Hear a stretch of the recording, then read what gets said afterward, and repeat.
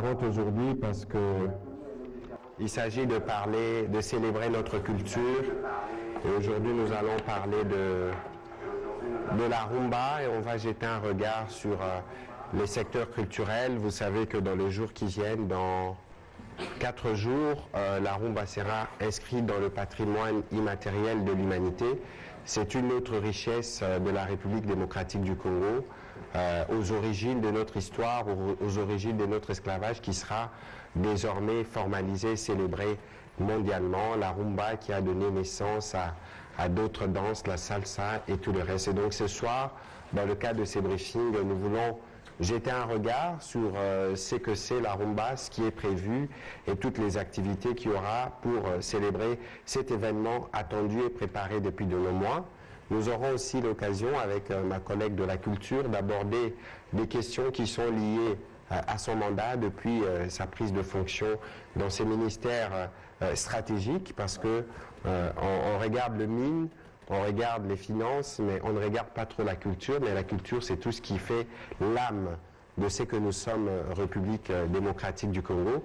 Et donc, avant que je ne passe la parole à ma collègue, je voudrais, en accord avec la technique, regarder un élément qui résume brièvement l'histoire de la rumba pour nous plonger dans les sujets de notre conversation de ce soir.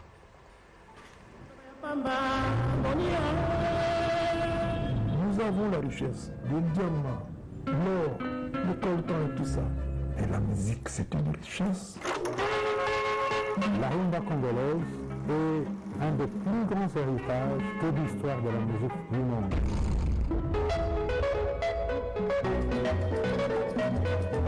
Nous avons maîtrisé la guitare avec le 10 doigts de façon étonnante. Ça, c'est nous, ça se trouve dans les sangs. Cette musique congolaise a eu la chance de coloniser pendant des décennies et des décennies l'Afrique noire.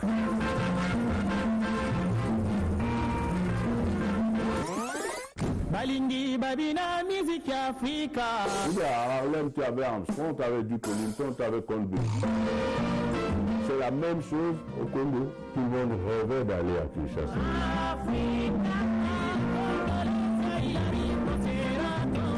Je ne trouve cet étonné pour dire ces Congolais-là sont de vrais sorciers de la guitare.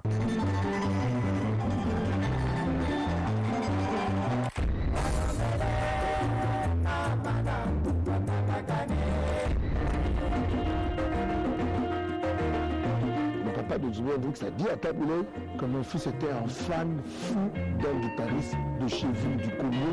Et ce guitariste-là, c'est Dr Nico.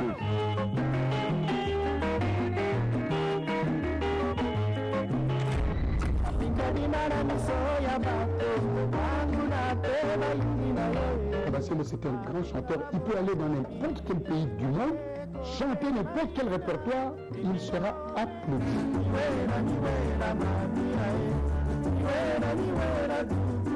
Quand il chante, vous sentez vraiment que c'est ça la chanson, c'est ça la voix.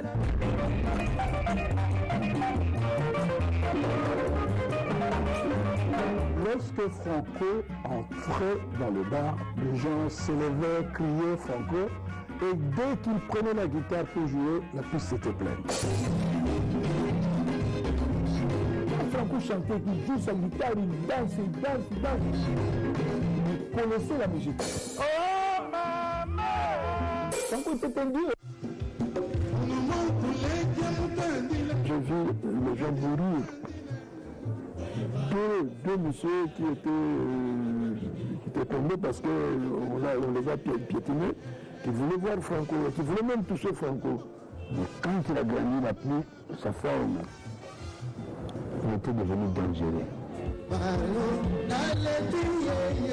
Mon but, mon souhait, c'est que Franco puisse être un des Mozart de la musique africaine. Voilà, merci de cette belle remontée historique. Je voudrais donc passer la parole à la ministre de la Culture, Maître Cathy Foura, pour qu'elle nous plante dans les décors de notre conversation de ce soir. Madame la ministre, vous avez la parole. Merci beaucoup, Excellence, cher collègue Patrick, pour cette opportunité qui m'est offerte de parler de mon ministère et de parler de l'actualité de la rumba. C'est une opportunité pour mon ministère de faire connaître à l'opinion, au monde, aux journalistes ici présents que mon secteur, ce secteur-là intellectuel, un secteur multidisciplinaire qui fait la valeur de beaucoup de gouvernements du monde et donc la valeur même pour le gouvernement de Warriors, le gouvernement de notre pays, la République démocratique du Congo. J'aimerais ici profiter pour cette occasion, remercier d'abord les précurseurs de la rumba, parce que c'est la rumba qui est l'actualité aujourd'hui. Je remercie les précurseurs de la rumba qui ont fait qu'aujourd'hui nous puissions être célébrés, nous les Congolais. Ici, par précurseurs, je vois tout cela, tous les faiseurs de la rumba, les artistes musiciens, certainement les littéraires, les grands écrivains, les grands sculpteurs qui ont essayé de valoriser la rumba. L'occasion ici de les reconnaître et de les féliciter pour ce grand travail d'esprit, ce travail matériel, mais qui est reconnu par des générations, par le monde. Je ne peux pas manquer vraiment de remercier le chef de l'État, le président de la République, lui qui a cru à l'homme congolais, lui qui a cru aux artistes en plaçant non seulement sa vision sur le thème culturel, mais aussi profitant de son mandat à l'Union africaine, qu'il a placé encore sous le thème de la culture. Il a intitulé « Culture, art et patrimoine, levier pour construire l'Afrique que nous voulons ». Ce sont des opportunités. Aujourd'hui, si nous parlons de la rumba, c'est parce qu'il a cru à la rumba. Cette vision-là de la rumba, il a dit « la rumba devrait être inscrite au patrimoine, à la liste représentative du patrimoine immatériel de l'UNESCO ».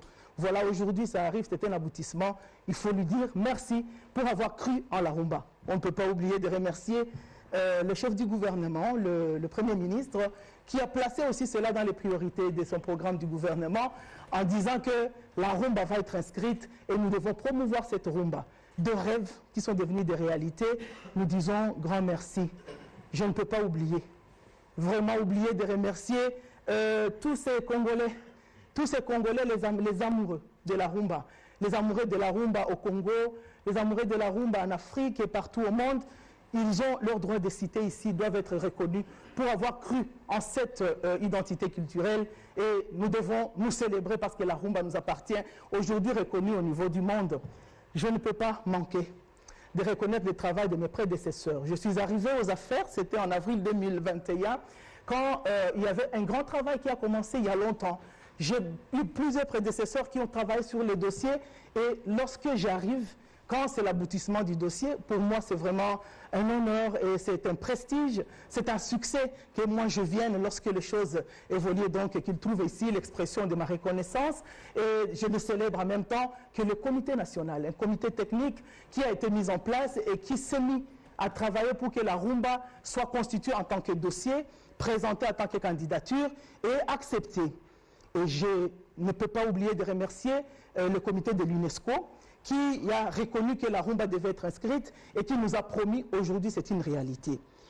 Lorsque je dois parler de mon ministère, notre ministère, la culture, art et patrimoine, je me dois de parler des tâches qui sont reconnues à notre ministère.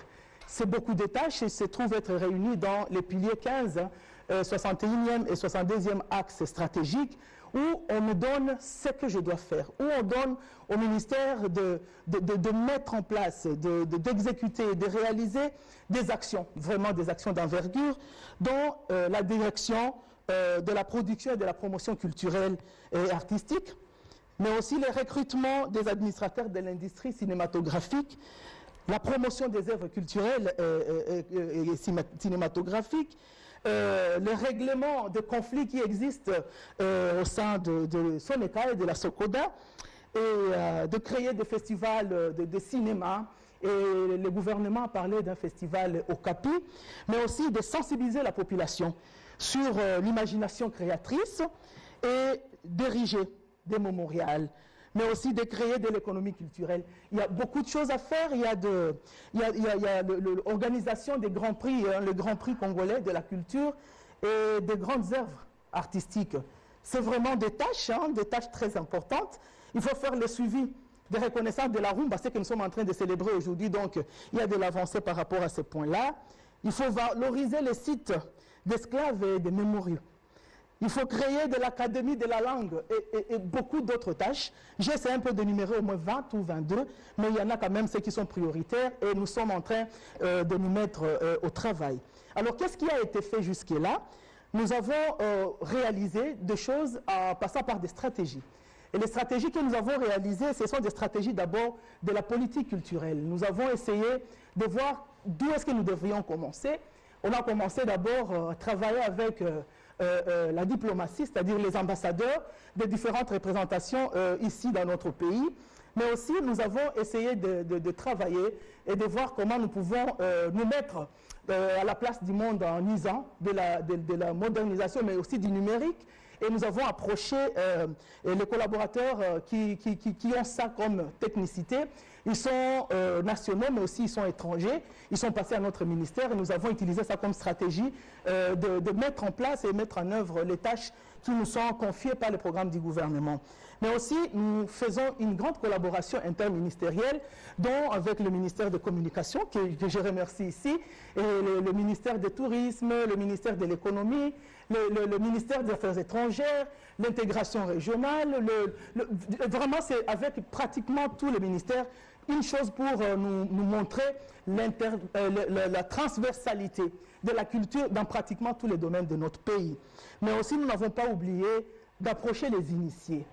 Nous avons approché les initiés, c'est-à-dire les gens, les culturophiles, si je peux me permettre le terme, ces gens-là qui ont comme la culture comme travail, les gens qui ont écrit sur la culture, les gens qui ont travaillé, les prédécesseurs, les gens qui ont contribué à la reconnaissance et à la mise en place de grands programmes de notre pays autour de la culture. Nous avons vu les experts et nous avons contacté beaucoup d'autres gens ici au pays comme à l'étranger. Nous avons été en contact avec les artistes eux-mêmes, avec les sénateurs, avec des parlementaires qui ont les soucis de voir la culture et devenir ce centre. C'est un centre d'attraction, cette base pour que notre identité puisse être reconnue. Nous avons aussi utilisé et nous avons choisi aussi la voie internationale. Nous avons essayé de voir qu'est-ce que le domaine des Nations Unies prévoit pour la question de la culture, mais aussi profitant du mandat du chef de l'État au niveau de l'Union africaine. Nous sommes aussi allés nous ressourcer auprès des organisations, des structures africaines, sur la question spécifique de la culture, et nous avons vu vraiment ceux-là qui sont les plus initiés. Bref, notre ministère a des choses à faire et à réaliser des choses. Certainement, on va nous demander concrètement qu'est-ce que vous avez fait depuis que vous êtes là. Pour la diplomatie, par exemple, culturelle, qu'est-ce que vous avez réalisé? On a réalisé beaucoup de choses. D'abord, nous avons ratifié, c'est la première chose, parce que lorsque nous avons fait l'état des lieux de notre secteur, nous avons commencé par les états des lieux, et avec l'état des lieux, nous avons essayé un peu de trouver qu'il y avait beaucoup de choses à refaire. Il fallait qu'on mette en place, il faut qu'on mette en place un cadre juridique pour encadrer, pour accompagner les secteurs. Et le cadre juridique existant a besoin d'être mis à jour. Et beaucoup d'autres textes, il y a des textes internationaux qui avaient besoin d'être ratifiés. Et ce qui a été fait depuis que nous sommes aux affaires, il y a la charte de la Renaissance culturelle africaine qui a été ratifiée par notre pays depuis le 9 novembre 2021. Et c'est profitant de la présence du chef de l'État à l'Union africaine que nous avons pensé que c'était une priorité, parce qu'on ne peut rien faire sur la question de la culture sans base juridique. Et à côté de ça, nous avons profité de voyages, ça c'est vraiment dans les cadres diplomatiques. Nous avons profité de voyages, nous sommes allés en Europe, à Rome, où nous avons rencontré de grandes personnalités du monde des Nations Unies. Et là, j'ai eu l'occasion personnellement de rencontrer la directrice générale de l'UNESCO, et j'ai essayé un peu d'obtenir de lui l'appui pour l'inscription de la rumba. Elle m'a promis, et voilà que c'est une chose déjà réalisée, je me dis que c'est un succès.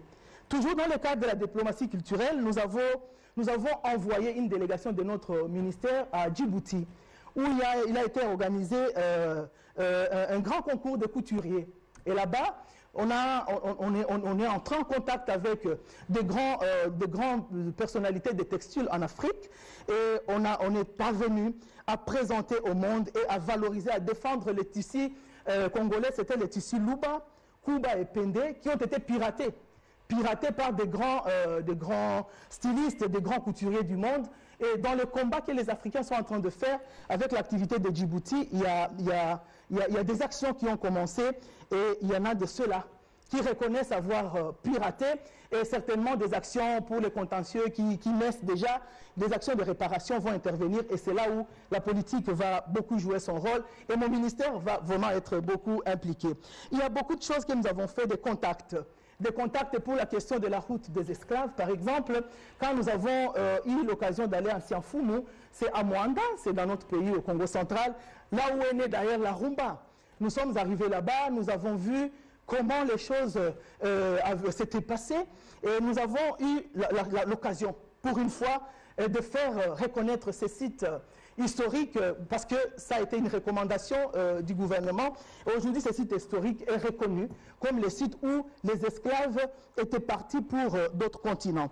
Et donc, le contact que nous avons fait à partir de cette action-là est qu'il y en a de familles du Royaume du Congo qui se retrouvent être aux États-Unis. Et ici, c'est l'exemple de Mark Tyson et de Claudie Siard qui prétendent venir. Vraiment, ils sont en train de s'apprêter pour venir retrouver leur origine. C'est vraiment un succès lorsque Sianfumu est reconnu comme le site de mémoire, de l'histoire du Congo, le site de l'origine même de Né-Congo, et qu'il y ait des Né-Congo qui veulent confirmer que leur ADN est provenu de notre pays. C'est un succès. Et donc il y a beaucoup, aujourd'hui, si nous revenons sur la question du pays, il y a la question des concerts. Il y a des concerts qui ont raté sur l'espace européen, précisément l'espace Schengen, où nos artistes musiciens se sont vus être rejetés parce qu'ils ne pouvaient pas organiser leurs concerts là-bas. Et nous sommes en train d'organiser les plans B par rapport à ces soucis que nous avons rencontrés. Et on est en train de voir dans quelle mesure, bien évidemment, ça sera avec l'accompagnement de mon collègue des médias, comment nous pouvons organiser des concerts en live ici sur place et qui vont être diffusés dans le monde. Donc c'est possible. Si on nous bloque au niveau de l'extérieur, il y a quand même des choses et ce sont des tâches que le gouvernement nous a données d'organiser. En tant que producteurs, nous avons cette force de faire cela. Et donc nous sommes aussi en contact avec la coopération belge. La coopération belge qui vient d'inscrire pour la première fois, vraiment pour la première fois dans son programme quinquennal, la prise en compte du secteur culturel congolais. Et moi, je me dis que c'est un succès parce que nous avons fait vraiment beaucoup d'actions de diplomatie. Et donc, à côté de ces questions de la diplomatie culturelle, il y a aussi la réhabilitation de la culture elle-même. Dans la réhabilitation, il y a la reconnaissance du site de Sianfumu, comme je l'ai dit, mais aussi il y a l'organisation de l'élaboration de la politique culturelle avec l'Organisation internationale de la francophonie. Nous sommes déjà dans le processus, les questionnaires sont déjà largués par-ci par-là et nous sommes en train d'y travailler et c'est déjà un grand contact lorsque nous voulons réhabiliter notre secteur culturel. Mais aussi, il y a des questions de Sokoda parce que le programme du gouvernement a exigé à ce que notre ministère puisse se pencher sur ces conflits interminables de Sokoda et nous avons essayé de faire dans l'arbitrage notre rôle, parce que c'est ce qui était souhaité. Nous sommes le ministère des tutelles par rapport à cette structure de Sokoda et nous avons entamé des procédures amiables et de réconciliation et avec l'image que nous avons, nous pensons que nous allons finalement proposer, aboutir à la libéralisation de ces secteurs de droits d'auteur et des droits voisins. Et je sais que avec le concours des uns et des autres, nous allons y arriver. Donc, il y a beaucoup de choses que nous avons fait. Et les questions nous permettront certainement de répondre et de revenir sur ce que nous avons réalisé. Un peu plus en profondeur. Alors, on va ouvrir le bal de questions. Je tiens à préciser, la collègue a parlé tout à l'heure de Sianfumu. Sianfumu, c'est au Congo central. C'est les points de départ des esclaves congolais et qui ont fini en Amérique.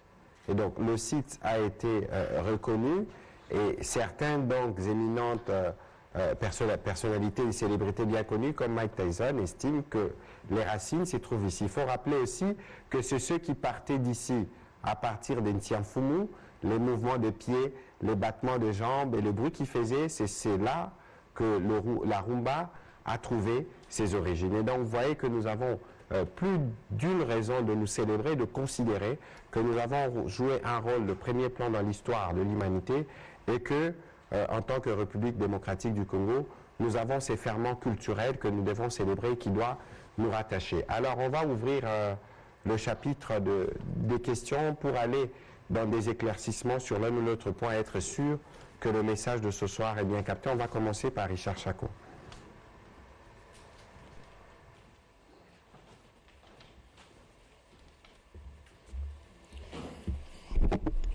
Merci beaucoup, monsieur le ministre. Madame le ministre, la rumba, classée dans le patrimoine immatériel de l'UNESCO, vous l'avez dit, oui, mais cette rumba est exécutée par nos artistes et musiciens. Vous l'avez évoqué ici, le cas de ceux qui prestent dans l'espace Schengen, qui sont toujours vus refusés à cause de la situation de sécurité ou de l'insécurité, qui sont l'œuvre de nos compatriotes, qui sont de la diaspora.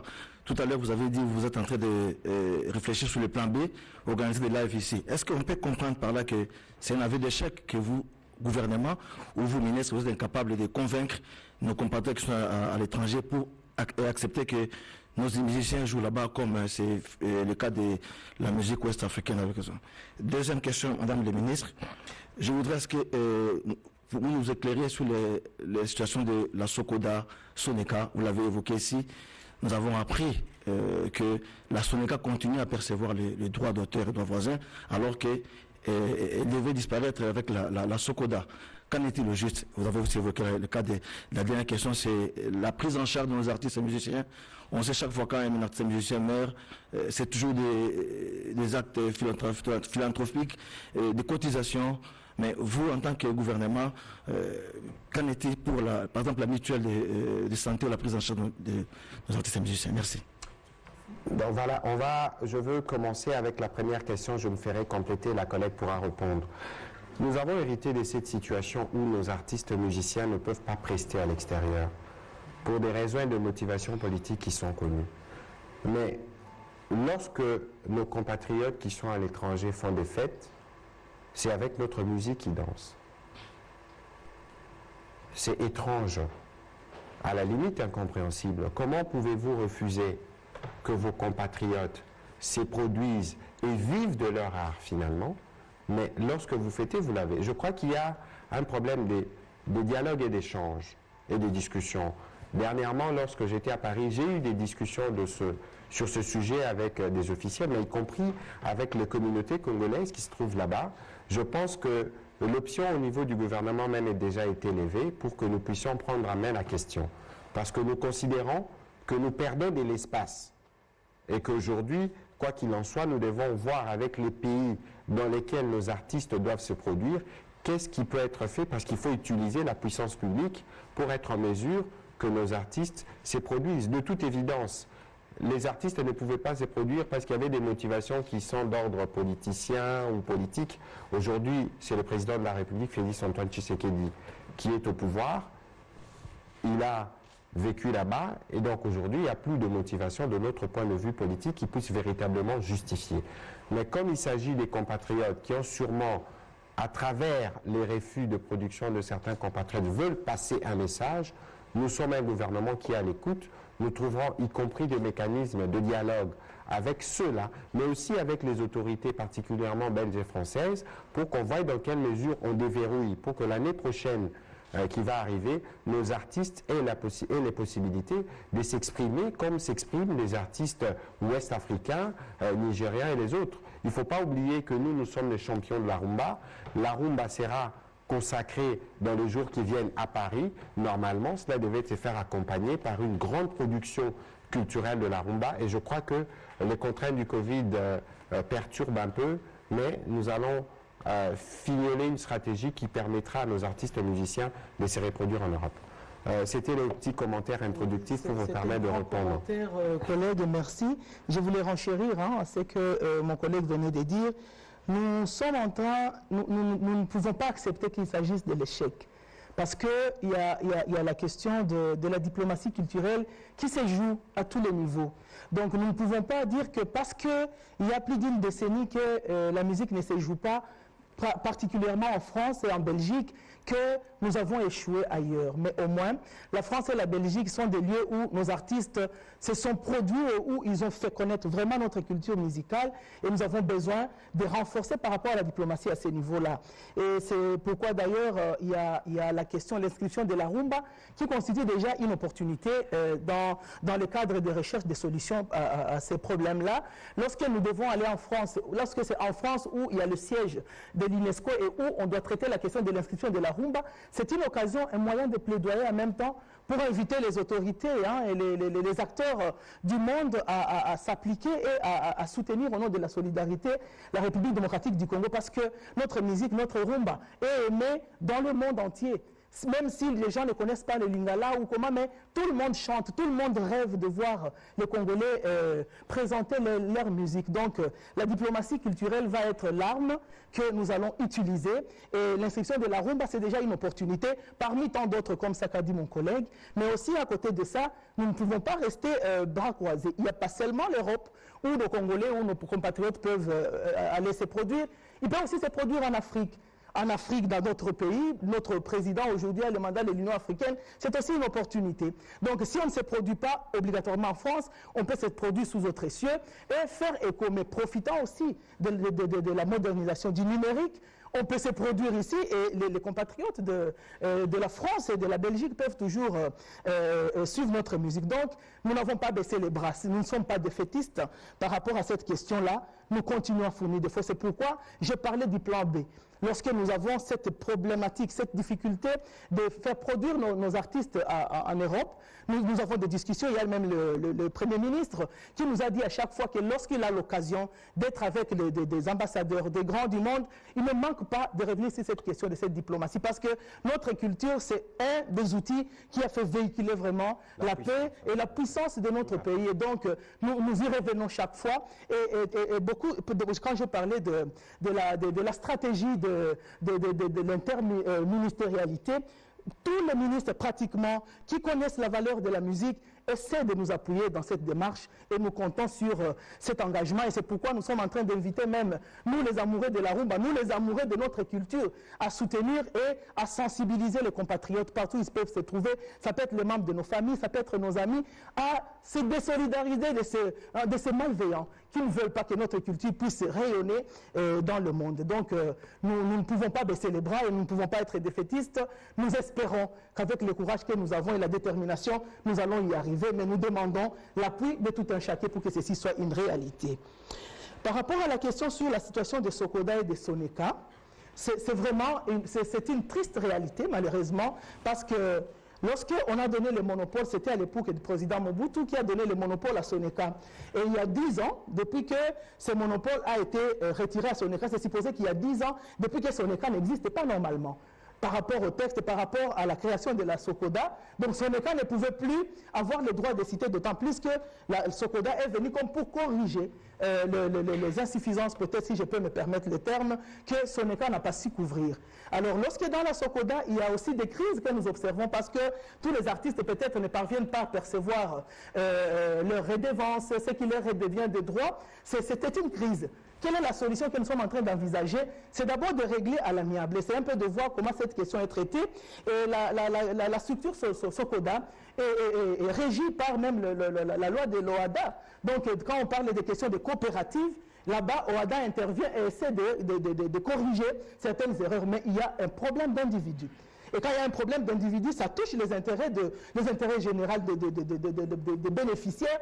Et donc l'État et le gouvernement doivent intervenir. C'est alors que je dis, sur la table du Premier ministre, après beaucoup de discussions, nous avons introduit une note, comme pour lui dire que nous devons songer à la libéralisation. C'est fait déjà pour d'autres secteurs, pour le secteur de l'assurance, le secteur des eaux et beaucoup d'autres secteurs. Pourquoi pas dans ce secteur des artistes? Parce que les artistes, ils sont opérateurs culturels, mais en même temps opérateurs économiques. Ils sont en train d'apporter de l'argent dans la caisse de l'État. Ils doivent être protégés au même titre que les autres opérateurs. Et donc c'est un processus. Nous savons qu'il y a des crises, mais chaque crise a besoin d'avoir des solutions durables. Et on est en train de s'y pencher et nous ne le faisons pas seuls parce que les artistes eux-mêmes sont en train de prier, de réfléchir les voies et moyens. C'est pourquoi il se construit, aujourd'hui se constitue en structure où on est artiste et parce qu'on est de tel ou tel autre domaine, on veut régler la question avec particularité et ils vont y arriver parce que dans le programme du gouvernement, désormais c'est un partenariat public-privé. Nous ne pouvons pas travailler sans le privé. Et le privé, ce sont les artistes, parce que c'est un domaine vraiment libéral. Et nous avons besoin de conjuguer les efforts et de voir les voies et moyens pour sortir de la crise. Certes, les gens vont se tirailler, il y a des problèmes d'organisation, les problèmes d'organes, mais qu'à cela ne tienne, la solution va être trouvée. Et si la solution ne se trouve pas aujourd'hui, mais au moins on est dans ce processus-là, c'est pourquoi je parlais de cet arbitrage qui est souhaité, mais au moins que nous essayons de faire dans la recherche de ce qui est conciliant, donc la réconciliation, on cherche un peu de cohabitation, on les accompagne, et le rôle que nous sommes en train de jouer, c'est chercher les rapprochements. D'ailleurs, il y a des activités que nous sommes en train d'organiser, c'est pour organiser une table ronde où on va mettre les deux parties, et c'est un peu de voir quels sont les voies et moyens pour trouver des solutions aux problèmes un peu qui éclatent. Donc on peut continuer même la discussion dans le couloir, mais au moins l'idée générale c'est celle-là. Nous ne sommes pas défaitistes encore une fois, le monopole est encore entre les mains de Sokoda, mais nous travaillons pour que la libéralisation soit effective. Par rapport à la prise en charge des artistes musiciens, c'est aussi une autre casse-tête. Les artistes congolais n'ont pas un statut. Le statut des artistes congolais n'existe pas encore. C'est pourquoi quand j'ai introduit, j'ai dit que nous avons fait un état des lieux, et dans cet état des lieux, nous avons trouvé qu'il y avait un vide, je dirais pratiquement un vide, un cadre légal qui n'existe pas. D'abord, il n'y a pas une politique culturelle finalisée. Les prédécesseurs ont travaillé sur ça depuis le pic de Mobutu. Il y a une déclaration de politique culturelle qui est une déclaration, mais qui n'est pas jusque-là cette loi-là, la loi culturelle. Vous imaginez, il y a la loi pour les médias, il y a la loi pour tous les secteurs, sauf la loi pour la culture. Alors qu'on ne peut pas penser autre chose sans que la culture soit à sa place. C'est la question de l'identité, c'est la question de notre, de la réhabilitation même de notre identité. On a besoin de revenir à nos origines et de reconnaître notre histoire et comment nous pouvons prétendre nous prévaloir de la valeur qui nous est reconnue. Et cette valeur-là, c'est cette culture, cette éducation que nous avons, l'ensemble de ce qui nous réunit, l'ensemble de nos coutumes, de nos pratiques les plus positives possibles, comment nous allons les inculquer dans les générations lorsque nous ne savons pas déjà les mettre dans une loi. Parce que c'est la loi qui doit diriger toute une communauté et tout un peuple. Et donc nous sommes en train de travailler, et j'ai cité d'ailleurs qu'il y a l'Organisation internationale de la francophonie qui est en train d'accompagner notre ministère pour l'élaboration, pour la finalisation aux besoins de cette politique culturelle, certainement. Quand nous serons peut-être à la fin de notre mandat, on aura laissé quand même de bonnes bases par rapport à cela. Et à l'occasion, nous sommes en train de travailler sur la question des statuts des artistes, où les artistes doivent être protégés, leurs œuvres doivent être protégées, qu'est-ce qu'eux, ils doivent apporter à l'État, et comment l'État doit rendre ce qui leur revient de droit. Donc c'est vraiment des questions autour de la loi qui doivent vraiment donner des solutions à tous ces problèmes que vous venez d'évoquer. Je crois que s'il faut que je fasse un léger complément, c'est un problème global, parce que vous parlez des artistes quand ils sont malades, quand ils ont des difficultés, comment généralement on intervient. Et donc, il faut regarder la nature du travail qui est fait, il faut une loi pour les protéger, mais il faut surtout avoir des mécanismes qui permettent aujourd'hui de nous assurer que lorsqu'un artiste est malade, c'est pour ça que vous avez parlé de mutuelle, il est pris en charge. Mais toutes ces questions, c'est des questions qui sont pendantes, c'est des questions qui n'ont pas été résolues, et aujourd'hui au niveau du gouvernement, il y a une stratégie. Dès qu'on fait passer la politique culturelle, il y a une stratégie qui est mise en place pour regarder comment, de manière pérenne, on peut sécuriser nos artistes qui, en fait, appartiennent à notre patrimoine national. Même s'ils font un métier qui est libéral, mais aujourd'hui, lorsque vous parlez de Koffi Olomide, c'est une propriété de tous les Congolais. Et plus récemment, il y avait les cas, par exemple, de Coco Dioko. On a mis la main à la pâte parce que c'est un visage qui est connu et que nous avons le devoir de sécuriser, ou tout au moins de venir au secours de ceux qui, à un moment donné, nous ont permis de garder notre bonne humeur, de rigoler ou de mieux célébrer nos événements. Prochaine question, Eric Izami. Et puis je viens. Merci pour la parole, Excellence.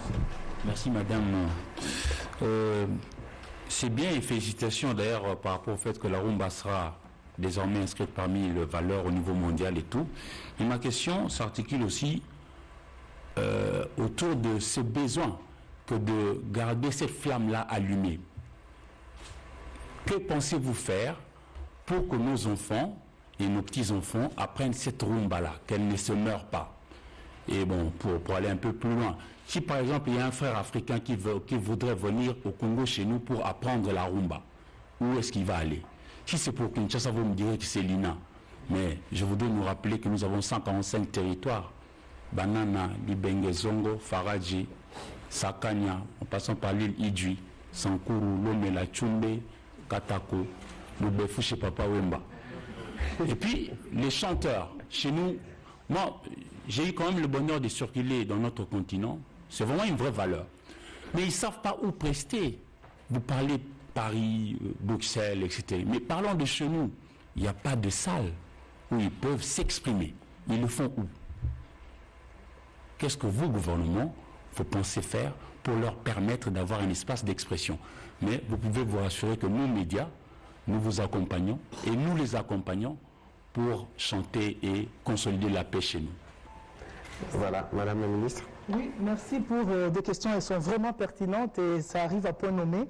Lorsqu'on parle de la rumba, ça va être inscrite comme tous les autres patrimoines inscrits, mais qui n'ont rien produit finalement au pays et comment les gens se sont appropriés. C'est comme ça que moi je comprends et comment nous pensons pérenniser cela.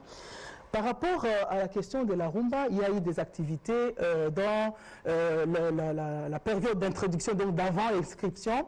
Il y a des activités pendant l'inscription, ce sont les activités que nous sommes en train de faire maintenant, des mobilisations, des campagnes autour de la rumba.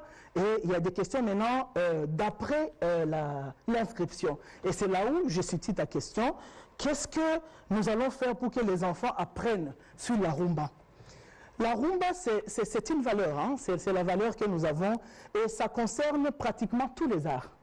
Donc, comme ça concerne tous les arts, ça doit être introduit quand on parle de l'architecture, par exemple, quand on parle de la sculpture, quand on parle de la peinture, on parle de la musique, de la poésie et de théâtre, comme vous avez cité, du cinéma, de la photographie et de beaucoup d'autres choses, des bandes dessinées, et j'en passe.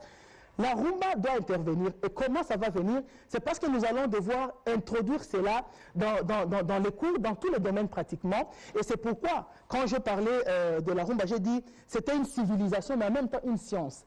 Une civilisation parce que ça connaît des styles, des rythmes différents, ça évolue, la rumba qui a voyagé, la rumba qui est partie de Sianfumu jusqu'à arriver aux Caraïbes, aux Antilles, à l'Amérique latine, aux États-Unis. Aujourd'hui, la rumba, c'est dans le monde entier. Cette rumba, c'est une science. Cette science-là doit s'apprendre, ça doit se connaître. C'est toute une musique, ça fait introduire les instruments, ça fait parler de la poésie. Donc la littérature entre dedans, ça doit s'apprendre à l'université. Mais tout ne s'apprendra pas à l'université. Dans les programmes, quand je vous ai parlé des tâches que le gouvernement donne à notre ministère, il y a aussi la promotion. La promotion culturelle, la promotion de l'industrie culturelle, il y a l'aspect cinématographique de théâtre, mais aussi cette sensibilisation sur la question de la rumba. Donc, c'est question ici d'inviter les gens, les opérateurs culturels que nous sommes, que vous êtes, de réfléchir sur ce que nous devons faire pour que cette rumba-là soit vraiment pérennisée et soit durable. C'est ainsi que les centres de danse, par exemple. Les gens doivent apprendre à danser la rumba. Nous disons qu'il y a beaucoup de rythmes. Ces rythmes, comment nous allons les apprendre? Mais il y a d'abord le rythme pour notre rumba congolaise que les gens devraient apprendre dans des écoles. Ça a commencé à l'INA, ça a commencé dans des centres un peu privés des gens, mais on a besoin vraiment de rendre ça institutionnel et structurel. Et dans le programme qui m'a été donné, le programme par rapport aux tâches qu'on donne à mon ministère, c'est de mettre en place ces genres de structures. Si je ne sais pas le mettre, du moment qu'il y a un partenariat public-privé, c'est de proposer aux partenaires qui peuvent le faire, de le faire et de faire entrer dans l'industrie cinématographique de notre pays, l'industrie culturelle, ces avancées, hein, cette valeur ajoutée. Donc c'est une idée, en même temps vous me posez la question, mais c'est une idée que vous me donnez de voir la matérialisation même de la tâche que le gouvernement nous donne. Vous dites il n'y a pas de salles de production, effectivement. Parce que les salles que nous avons déjà pour notre secteur, ce sont des salles qui doivent disparaître. Évidemment, hein, c'est un patrimoine physique qui existe, mais qui est vraiment en état de délabrement très avancé. Vous arrivez dans la salle de Zoo, vous arrivez dans la salle Mongita et beaucoup d'autres salles que vous connaissez mieux que moi, vous les Quinois et vous qui venez d'autres coins du pays où il y a des patrimoines physiques, des immeubles. Vous savez l'état de détérioration qui existe déjà. Donc le souci est de mettre ceci en place. Un appel d'ailleurs à lancer aux opérateurs économiques, parce que finalement la question culturelle, c'est la question des opérateurs économiques. Lorsqu'ils peuvent aussi s'investir, quand on voit les opérateurs économiques construire des grandes maisons, des grands magasins, et nous ne devons pas seulement investir dans les questions des divers, des magasins, les questions de la nourriture, la culture aussi devrait intéresser les opérateurs économiques, et nous sommes là comme producteurs, nous avons cette ouverture de les recevoir, de discuter, de deals, parce que dans ces partenariats public-privé, c'est question maintenant de business. Qu'est-ce que vous gagnez quand vous vous intéressez à la question culturelle? Qu'est-ce que l'État gagne? Et le gagnant-gagnant, tout le monde se retrouve. C'est la politique aujourd'hui du gouvernement que nous devons matérialiser. Et nous, on est en train de mettre en place des projets. Il y a des projets que nous sommes en train de mettre en place. Nous avons d'ailleurs discuté un projet avec le Premier ministre. D'ailleurs, c'était sur la demande du Président de la République qui dit, finalement, qu'est-ce que nous allons montrer au monde? Est-ce qu'il n'y a pas moyen qu'on commence à monter des films ici à Kinshasa? J'ai approché mon collègue Patrick pour lui demander de nous donner la RTNC. À la RTNC, il y a beaucoup d'espace. On peut aménager la réhabilitation. Ça a été construit vraiment, c'est méga, hein, c'est important. En tout cas, pour la RTNC, comme j'aime à le dire, on va vous la confier. Vraiment confier. Mais parce que, Eric, vous avez soulevé une question qui est fondamentale. Parce que lorsqu'on parle de rumba, on parle de notre culture. Je veux vous faire observer un élément. Lorsqu'on parle du président Mobutu, le plus souvent on parle de lui comme un dictateur. Aujourd'hui, lorsqu'on parle du président Mobutu, on pense à l'unité nationale. Mais comment pensez-vous que le président Mobutu a réussi à construire cette unité nationale? C'est justement parce qu'il a su nous rassembler à travers des symboles. Et les symboles, je ne parle pas du grand combat de boxe d'octobre 1974, mais je parle de la musique et tous ces côtés culturels qui accompagnaient les activités de Mobutu. On connaissait les Ndundu de Bapende, on connaissait les Kifobe du Katanga, on connaissait tout ça parce que justement, il y avait cette stratégie qui remettait la culture au centre. Et évidemment, aujourd'hui, au XXIe siècle, parce que vous parlez de nos enfants, nous vivons dans une forme d'exil culturel. Et donc, lorsque moi, je rigole en disant qu'on va confier la RTNC au ministère de la Culture, c'est parce qu'il faut que les Congolais se réapproprient leur culture. Quand on regarde la télévision, qu'est-ce que nous regardons?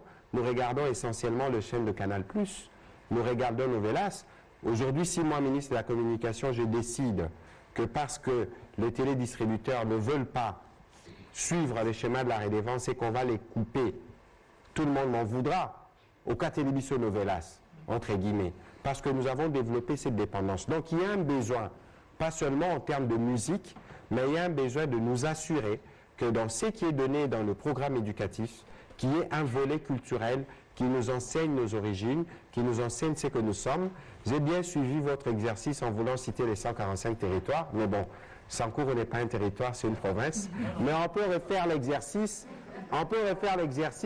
Je pourrais en citer 100, vous en citerez peut-être 130, mais c'est déjà bon que nous ayons connaissance de notre histoire. On va prendre la prochaine question de Paul Matendo, et puis ce sera Pascal Munegwa.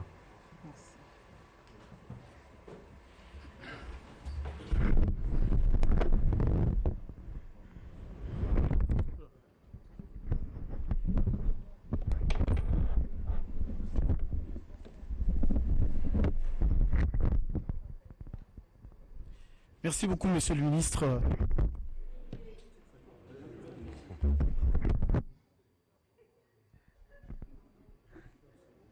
Merci beaucoup, Monsieur le Ministre, je disais. Madame la Ministre, la rumba congolaise, cette musique qui nous fait danser nous tous et qui va continuer à nous faire danser. J'ai seulement une inquiétude. Je me rends compte que actuellement, il y a une sorte de musique qui est en train de prendre de l'ampleur dans notre pays. Je ne me permets pas de citer un exemple d'une chanson, sinon tout le monde va crier. Alors, qu'est-ce que vous comptez faire concrètement pour mettre fin à ce que je peux qualifier de pandémie en cette matière-là? Merci beaucoup. C'est une question, il ne fallait pas quand même qu'on termine cet exercice sans une question de ce genre. La rumba, c'est cette danse-là, traditionnelle, qui est exécutée par deux partenaires, un homme et une femme. Et ça s'appelait Kumba dans ses origines. Et les gens qui ont accueilli la rumba n'avaient pas Kumba dans leur alphabet et ils ont appelé ça rumba. Voilà que dans ces voyages, on a même déformé notre nom, mais nous l'acceptons comme ça. Alors, il y a une sorte de musique qui prend de l'ampleur et qui essaie un peu d'étouffer notre rumba. Qu'est-ce que nous allons faire? Nous avons cette obligation de faire d'abord cette vulgarisation de la rumba. La rumba, c'est quel genre de musique? La rumba, c'est cette musique-là qui prône la dignité humaine, le respect de la personne, mais aussi la moralité. Donc, la rumba, déjà, parce que ça brandit la morale, c'est la musique qu'on nous demande d'exhiber. Et quand vous essayez un peu de voir, la commission de censure avait ça aussi comme rôle. Quand vous lisez la loi qui régit la commission de censure des œuvres des artistes, l'aspect principal, c'est de moraliser toutes les œuvres artistiques, que ce soit les œuvres musicales, les œuvres de peinture et j'en passe. Ça doit refléter la morale. Parce que notre pays, c'est un pays d'éthique, même si un pays est un État laïque, mais c'est un pays d'éthique. Alors lorsque on essaie de mettre l'accent sur la rumba, parce que d'abord c'est une valeur, la rumba c'est une valeur, la rumba c'est cette musique de la morale, la musique de la positivité. D'ailleurs il y en a de ceux qui appellent la rumba la musique de la grandeur. Donc la musique qui essaie un peu de mettre la valeur humaine à l'espace de tout le monde. Qu'est-ce que nous sommes en train de faire pour que la rumba puisse reprendre sa place et que les autres musiques que je dirais, les musiques un peu moralisantes, sont en train d'envahir l'espace. Nous sommes en train de faire la sensibilisation et le programme du gouvernement nous donne déjà la charge de mettre en place ce centre, cette école, cet office, l'office de l'éthique. L'Office de l'éthique nationale. C'est un grand office où nous devons faire l'éducation. C'est dans cet office que nous avons la charge, cette tâche-là de faire l'éducation et d'amener les artistes à tous les niveaux, de mettre cette éthique et la morale dans toutes les œuvres qu'ils doivent produire. Et donc, ça va être mis en place, c'est actuellement dans les programmes du gouvernement, et nous avons la charge de mettre ça dans les priorités. Cet office-là de l'éthique va nous aider à faire une sensibilisation sur la valeur des œuvres créatrices. Donc, quand les gens doivent créer, même la musique qui va être créée, parce qu'on a dit que la rumba c'est une civilisation, on accepte qu'il y ait la multiplicité, la diversité des rythmes. Lorsqu'on peut amener des rythmes, que ça ne s'éloigne pas de cette caractéristique de la rumba qui est la morale, la rumba qui reflète pratiquement cette valeur de l'éducation, une éducation positive. Parce que ce qui est positif, ce qui est moral, on ne sait pas les relativiser. Ce qui est positif et c'est reconnu comme tel. Donc l'éthique, l'office de l'éthique, va nous aider à faire cette vulgarisation. La vulgarisation d'abord de notre politique culturelle, la vulgarisation des textes et des chartes auxquelles nous avons adhéré, mais aussi la vulgarisation de l'éthique elle-même, de la morale congolaise.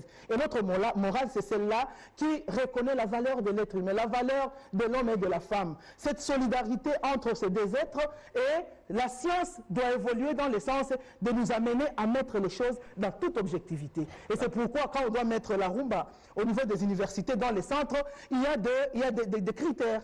Il y a des normes, et si ces normes ne sont pas respectées, ce sont des centres qui ne vont pas être identifiés et répertoriés si les centres qui sont attendus, que nous attendons faire. Et ça sera ça le travail d'ailleurs de cet office-là, d'identifier des centres qui auront la charge de faire cette vulgarisation et cette sensibilisation sur l'éthique et sur la morale que nous devons refléter au monde. Je crois qu'en marge de l'inscription de la rumba comme patrimoine immatériel de l'humanité, il y a des conférences qui sont prévues, on aura l'occasion de le dire. Mais vous savez, je le disais tout à l'heure, nous vivons comme une forme d'exil culturel. On ne peut pas refuser aux autres musiques de venir, mais au bout du compte, c'est le choix que nous-mêmes nous faisons.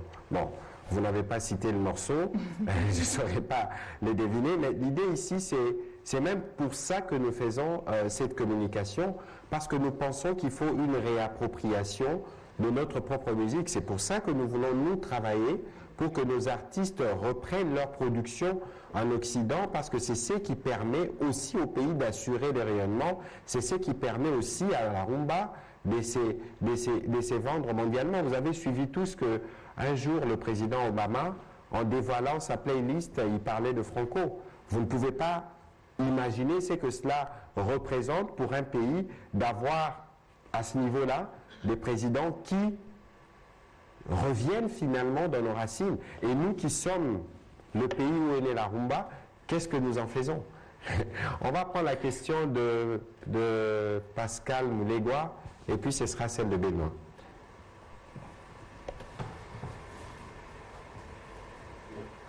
Merci, Monsieur le Ministre.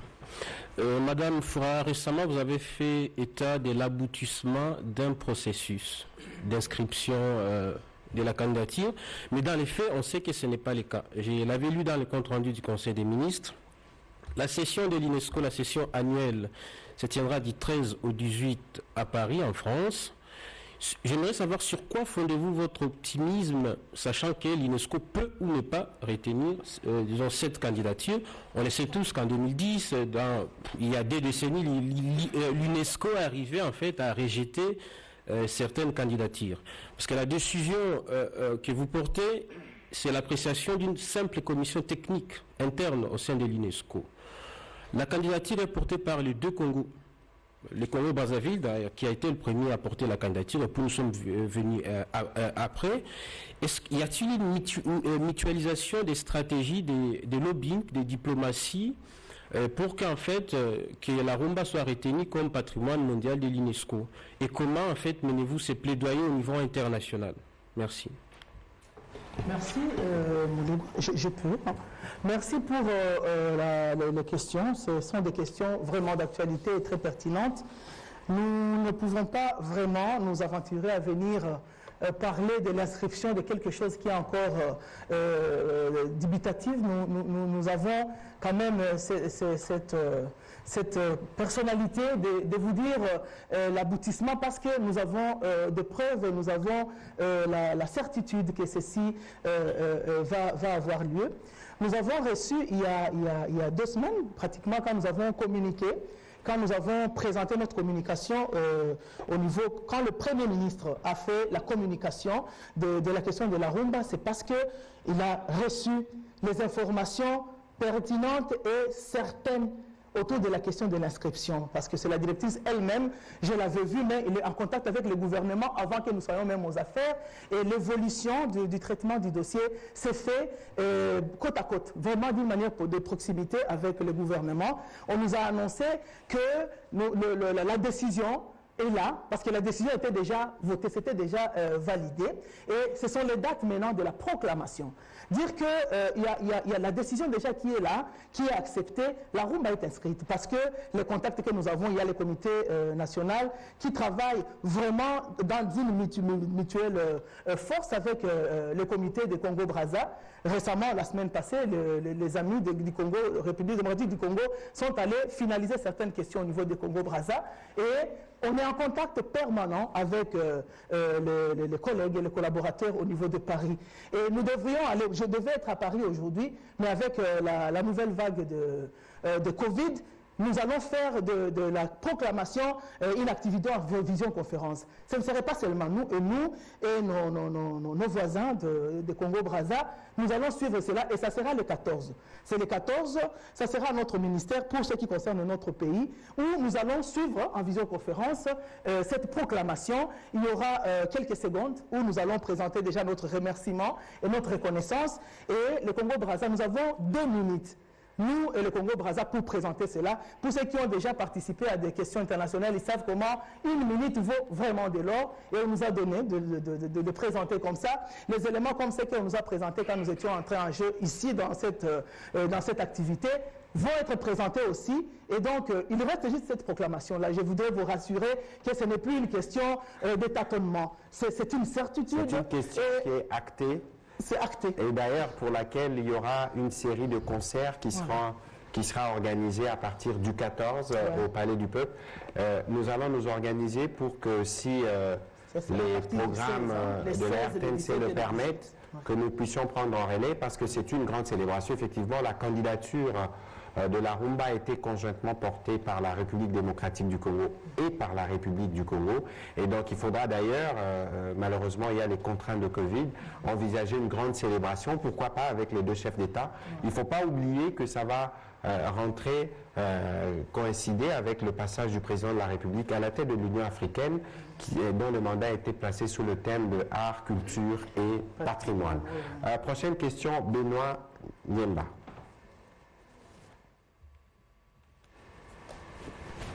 Merci Excellence. J'ai 3 questions. Une question pour Madame la Ministre et 2 questions d'actualité. Madame la Ministre, hier j'étais avec le prof Yoka Delina. Il nous a parlé de, ça fait presque 100 ans que la rumba congolaise existe. La question de savoir pourquoi aujourd'hui, après 100 ans, qu'UNESCO va inscrire la rumba comme patrimoine. Et la question pour Monsieur le ministre, il y a vraiment une montée de cas de Covid. Est-ce que le gouvernement, comment le gouvernement s'apprête-t-il à la riposte de ces 4e vagues, si je ne me trompe pas? Et deuxième question, où en sommes-nous avec les opérations conjointes de EDF et FARDC? Merci. Même quand on parle de culture, je vous répondrai, cher Benoît. Merci beaucoup. Je profite. Ne t'en fais pas, parce que même la guerre, c'est dans la culture, et nous devons faire même des... Inscrire la rumba comme patrimoine. Et la question pour Monsieur le ministre, il y a vraiment une montée de cas de Covid. Est-ce que le gouvernement, comment le gouvernement s'apprête-t-il à la riposte de ces 4e vagues, si je ne me trompe pas? Et deuxième question, où en sommes-nous avec les opérations conjointes de EDF et FARDC? Merci. Même quand on parle de culture, je vous répondrai, cher Benoît. Merci beaucoup. Je profite. Ne t'en fais pas, parce que même la guerre, c'est dans la culture, et nous devons faire même des musées de guerre. Donc, comprenez que ce n'est pas quelque chose qui nous met mal à l'aise. Mais pour la question de 100 ans, depuis 100 ans, c'est seulement aujourd'hui que nous demandons l'inscription de la rumba.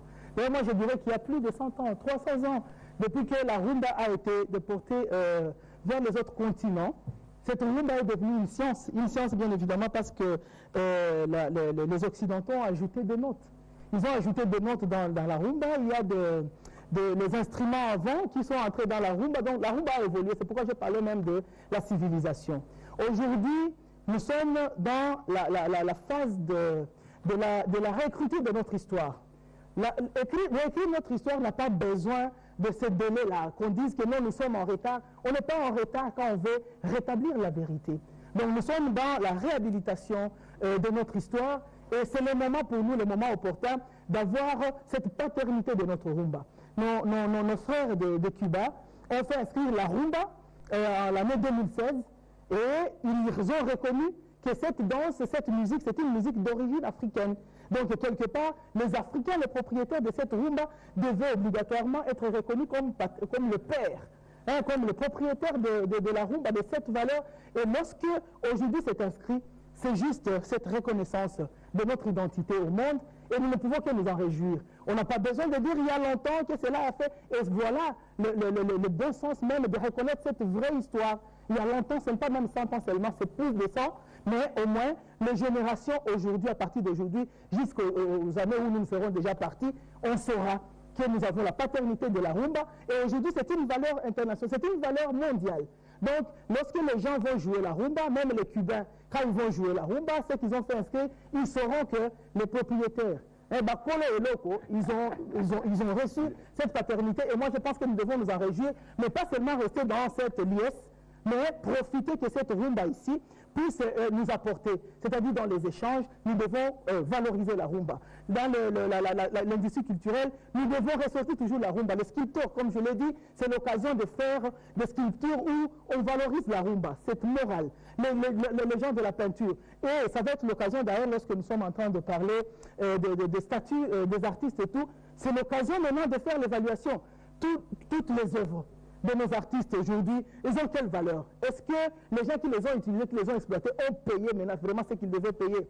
Aujourd'hui, c'est le moment, comme mon collègue l'a dit, de faire maintenant des partitions de la rumba très moderne où nous allons encore revenir sur la scène. C'est le moment où les producteurs de théâtre vont réfléchir, les littéraires, les écrivains vont écrire maintenant des textes adaptés et qui évoluent et qui mettent la rumba pour la question de la cohésion. Le contexte lui-même, le contexte de notre pays. C'est pourquoi d'ailleurs vous avez posé des questions par rapport à la guerre. Qu'est-ce que la rumba va apporter par rapport à ça? Je voudrais seulement mettre en lien. La rumba va jouer ses rôles de la cohésion, les rôles de réconciliation, les rôles de la cohabitation et la mobilisation. Parce que dans les anciens temps, avec Mobutu et avec d'autres dirigeants de ces pays, on a utilisé les artistes musiciens pour créer la proximité, le rapprochement et la réconciliation. On a pris les artistes de l'Afrique de l'Ouest, les artistes africains qui sont venus chanter avec les Franco et tout, pour que les gens se mettent ensemble. C'est-à-dire lorsque les armes ont échoué, lorsque les opérations et tout, pour essayer un peu de montrer leurs limites, nous avons intérêt aujourd'hui de réfléchir comment la culture peut ramener cette paix, ramener la cohésion et la force. Je crois qu'il faut qu'on travaille d'ici la fin de l'année, dans quelques jours, à organiser un grand concert sur la rumba pour soutenir nos forces armées et pour voir dans quelle mesure on peut nous mobiliser. C'est ce que nous avions fait avec le pasteur Moïse Billet. Bon, après on me dira que ce n'était pas la rumba, mais au moins nous avons utilisé la musique pour lancer cette campagne de soutien Bembele Koyate en soutien aux forces armées de la République démocratique du Congo. Alors, vous avez posé la question sur les opérations militaires. Je crois qu'après les pilonnements et les premières frappes qui ont eu lieu le 30 novembre dernier, aujourd'hui, nos troupes, les forces spéciales et les forces ougandaises travaillent sur le terrain. Deux choses. Ils travaillent à débayer les terrains parce que les sites qui ont été pilonnés, c'est des sites qui sont situés en forêt et parce qu'ils font des opérations en profondeur. Déjà, ils ont pu libérer une trentaine d'otages et ils ont pu récupérer une trentaine d'EDF. Il y a eu des blessés, il y a encore de recherches qui sont en cours. Le moment venu quand le bilan sera établi, parce que les zones qui ont été touchées, c'est des zones qui sont assez excentrées et pas très accessibles par voie routière. C'est pour ça que pour le moment, il y a des travaux de génie qui se font entre les forces armées ougandaises et les forces de la République démocratique du Congo dans cette partie du pays pour débayer les axes à la fois pour les populations et pour permettre aux engins militaires d'avoir accès à des sites qu'ils ne pouvaient pas, auxquels ils ne pouvaient pas accéder justement parce qu'il n'y avait pas d'infrastructure. Et toujours sur ce registre, je crois que vous avez suivi que le ministre de la Défense de l'Ouganda séjourne en Ituri, où séjourne aussi notre ministre de la Défense. Le tout s'est fait dans le cadre de la consolidation des efforts et de la mutualisation que nous avions convenu. Aujourd'hui, le vice-premier ministre et le ministre des Affaires étrangères a réuni tout le corps diplomatique pour leur faire part justement de la volonté commune des deux États de travailler pour mettre fin à cet ennemi commun qu'on appelle EDF, donc ces mouvements terroristes. C'est aussi le lieu de mentionner. Vous avez suivi que mardi dernier, il y a eu signature d'une directive conjointe entre les forces armées de la République démocratique du Congo et la MONUSCO, parce que nous avons lu beaucoup de choses disant que la MONUSCO était hostile, disant que la MONUSCO ne devrait pas jouer un rôle dans ce qui se passe. Mais vous savez, il y a la MONUSCO qui est une force qui opère en République démocratique du Congo, donc il y a un besoin forcément de faire un partage d'informations, d'assurer une bonne coordination. Et donc, nos troupes et les troupes ougandaises vont mener les opérations suivant le plan convenu, mais il y a bien évidemment un rôle qui a été défini pour les éléments de la MONUSCO, qui est principalement celle de la protection des civils et des différents appuis. Je n'ai pas les détails de ce qui a été convenu, mais sur les opérations en cours, il y a une collaboration qui s'est faite avec la mission des Nations Unies au Congo pour nous assurer que nous nous sommes donné toutes les chances pour mettre fin à cette grosse menace que représente le terrorisme. Ici, je tiens à mentionner que toutes les opérations qui vont se faire tiennent compte des règles d'engagement qui sont prévues et du respect de la vie humaine et de la protection des populations. C'est vraiment la ligne maîtresse de ce qui est prévu. Au sujet de la pandémie à Covid-19, je suis heureux de voir que tout le monde est masqué. même si la distanciation sociale n'est pas bien tenue. Je crois que le dimanche dernier, nous l'avions dit, sur la question de la Covid, c'est une question de responsabilité personnelle. Au-delà de tout ce que nous, le gouvernement, nous allons faire. Nous insistons sur les gestes barrières, le port du masque, nous encourageons à la vaccination. Et d'ailleurs, j'avais demandé qu'on installe un vaccinodrome ici à la RTNC. J'espère que ceux d'entre vous qui ne sont pas vaccinés pourront passer se faire vacciner ici, parce que le vaccin vous confère un avantage. Même si vous chopez la maladie, mais avec le vaccin, vous avez moins de risques de développer des formes graves. Il ne faut pas avoir peur du vaccin, parce que il y en a des... Moi, par exemple, dans mon cabinet, tout le monde est vacciné. Nous sommes là. Ça veut dire qu'il y a eu des choses qui ont été dites. Je crois qu'il y a un besoin que vous, les acteurs de médias, vous puissiez nous accompagner. Alors, il y avait justement des pressions ou des choses qui se disaient, on redoutait un confinement, mais pour qu'on arrive au confinement, ça veut dire que nos populations n'ont pas saisi le message de prévention, d'observance stricte des gestes barrières et des vaccinations. Vous comprendrez avec nous que le confinement, c'est une solution ultime à laquelle le gouvernement ne veut pas recourir. En tout cas, pour le président de la République, le Premier ministre, il n'est pas question qu'on arrive au confinement, mais il est question d'insister sur le respect strict des gestes barrières et sur la vaccination. Et donc, comme il y a flambé des cas demain au Conseil des ministres, nous allons y revenir, s'il y a un besoin de durcissement de mesures pour la protection de nos populations, nous n'aurons pas le choix. On va prendre la dernière question, les dernières questions. Je crois que notre ami de Prospérité est Marlon Kacham. On va terminer par vous. Vous pourrez juste nous dire votre nom, s'il vous plaît. Caleb Assana. Comment? Caleb Assana. Caleb Assana. Oui. Posez votre question. Oui, ma question s'adresse à Madame, Son Excellence. Je voudrais savoir, vous avez parlé de Sianfounou comme étant le point de départ de la rumba. Mais qu'est-ce qu'il y a exactement à Sianfounou? Il y a des stèles, il y a un musée. Qu'est-ce qu'il y a exactement pour valoriser cette culture-là, pour que les gens qui veulent se ressourcer, remonter à la source, venir voir comment ils seront reçus ou comment ils pourront se reconnecter à cette rumba-là. Merci. Merci beaucoup. Si vous étiez parti sans cette question, je serais malheureuse. Sianfounou, c'est pratiquement la première action, l'une des actions principales que nous avons pu mener dans notre gouvernement, aller faire reconnaître Sianfounou comme le site de départ de la route des esclaves. Et c'est un succès aujourd'hui que ceci soit reconnu au niveau du pays, mais aussi au niveau du monde, parce que c'est avec l'accompagnement, encore une fois, de l'UNESCO que nous sommes sur cette voie. Sianfounou est reconnu, nous avons fait l'état des lieux et nous avons trouvé le besoin vraiment d'y placer des stèles.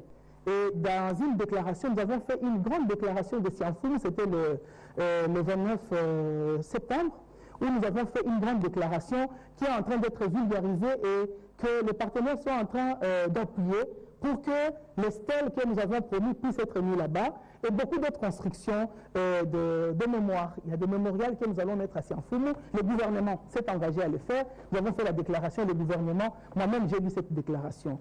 Mais en même temps, parce que tout le monde peut-être ne saura pas y aller, c'est ouvert, tout le monde peut aller à Sianfounou pour voir les marmites, pour voir les manguiers que les esclaves avaient plantés et qui étaient mangés par les esclaves, pour trouver là où leur cimetière, il y a le cimetière des esclaves, les gens qui étaient morts quand ils étaient entassés à Sianfounou avant de commencer avec le voyage, mais aussi parce que tout le monde ne va pas arriver à Sianfounou, il y a déjà un local que nous avons au niveau de notre musée, le musée de Tembe-na-Tembe. Nous avons déjà pratiquement tout un local où nous allons y parler de cette mémoire-là de Sianfounou. Il y a une radio, si vous entrez, je pense que mon ministère va essayer de mettre ça au niveau de notre musée, où vous voulez savoir sur l'histoire, si la mémoire de Siafumu, passez à notre musée, il y a des éléments que nous sommes en train de placer. Les gens qui ne seront pas arrivés à Siafumu pourront aller se ressourcer et se recueillir au niveau du musée et retrouver de l'histoire. Il y a cette radio qui est une radio en ligne et qui est opérationnelle même jusqu'à aujourd'hui. Vous allez avoir des informations, l'histoire, comment les choses se sont passées, les gens qui sont restés les gardiens de la coutume, les gardiens de cette tradition. Et nous allons continuer. Il y a même un mémorial que nous allons faire construire ici à Kinshasa. Et le chef de l'État, d'ailleurs, quand vous avez suivi ce qu'il a prononcé comme mot au biennale de Luanda, il est revenu d'ailleurs sur la maison de la culture, cette maison de la culture africaine où il a beaucoup insisté sur l'aspect des afro-descendants. Il y a beaucoup d'activités qui se font avec des fondations comme Fondation Éric Coupion et beaucoup d'autres fondations autour de la reconnaissance de ces afro-descendants qui voudraient revenir. Et il y en a nombreux. Je vous ai parlé quand j'introduisais qu'il y a des contacts avec Mike Tyson et beaucoup d'autres, beaucoup d'afro-descendants qui sont en train de demander de venir. Nous sommes en train de discuter avec les gens qui pourront les accompagner, en train de voir est-ce que nous avons la capacité de les recevoir et de les orienter. Le mieux serait que ça soit dans les priorités. Les moyens aussi doivent s'accompagner, mais le problème, ce n'est pas au niveau de moyens. Le problème, c'est ce site qui est reconnu. Et ça ne va pas seulement s'arrêter au niveau de Siafumu. Il y a aussi les autres sites que le programme du gouvernement a identifiés. C'est au niveau de l'Est. Et ça va aussi être visité. Donc pour Siafumu, n'ayez pas peur et tous vos apaisements. Les stèles vont être placées. Et si vous voulez vous ressourcer, quand vous êtes encore à Kinshasa, passez à notre musée Tembe. Vous aurez des informations et ouvrez la radio en ligne. Je ne connais pas bien peut-être la fréquence, mais nous allons devoir la communiquer. Voilà, l'autre petite précision, Marlon Kacham, vous pouvez avancer pour votre question, c'est que nous allons travailler en connexion entre le ministère du Tourisme, le ministère de la Communication et le ministère de la Culture, parce que justement, dans le cas du changement du narratif, il y a un besoin de réappropriation de notre culture. Et aujourd'hui, il faut qu'on cesse de parler de la République démocratique du Congo comme un pays à problème. Déjà, pour le climat, on parle de pays solution. Il y a aussi un besoin que vous, les médias, vous puissiez nous soutenir et nous accompagner pour que les autres pays du monde découvrent en République démocratique du Congo des merveilles culturelles, touristiques. C'est cela qui va nous permettre de changer les narratifs et de soutenir, d'apporter l'appui en termes de communication pour le travail du gouvernement. Marlon Kachamou pour la dernière question. Merci beaucoup, monsieur le ministre. Madame la ministre, tout à l'heure j'ai suivi un élément illustratif par rapport à la rumba. On a vu Kabasele, on a vu Franco, on a vu des précurseurs de la rumba. Mais malheureusement, on n'a pas vu la nouvelle génération.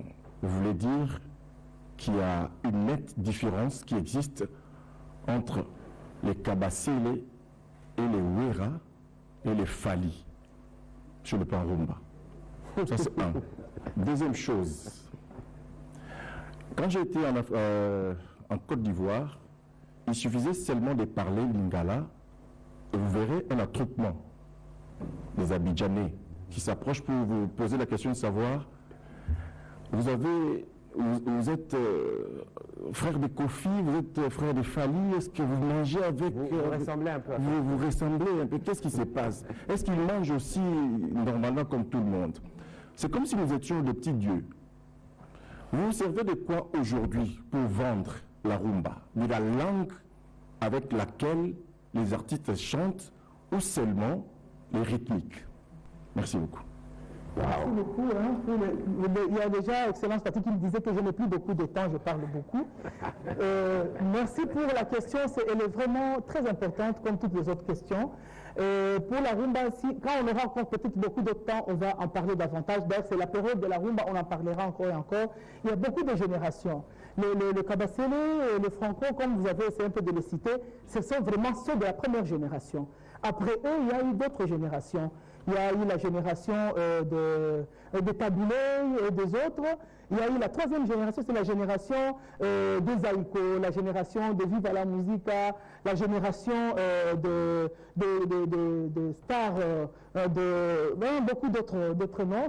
Donc, si je ne les ai pas cités, si on ne les a pas présentés, ce n'est pas parce qu'on ne les reconnaît pas. Ce sont des générations qui sont restées vraiment dans cette originalité avec des ajouts. C'est comme Taboulé, que nous sommes en train de célébrer d'ailleurs, qui a ajouté dans la rumba le Jumsum. Donc il a apporté cela. Papa Wemba, Papa Wemba, il est de la deuxième génération et il a apporté le lokolé. Parce qu'on connaît l'instrument principal pour la rumba, c'est le tam-tam et beaucoup d'autres choses qui ont été, le maracas et beaucoup d'autres choses qui ont été utilisées.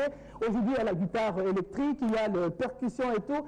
Ce sont ces nouvelles générations. Il y a maintenant la 4e génération qui est la génération de Wenge Musica et de tous les autres que vous avez cités. Une génération qui est vraiment reconnue. Et c'est pourquoi on dit que c'est une science et c'est une civilisation parce qu'on lui ajoute des rythmes et ça montre qu'effectivement les choses vont bien. L'image de l'artiste, est-ce que ça a changé?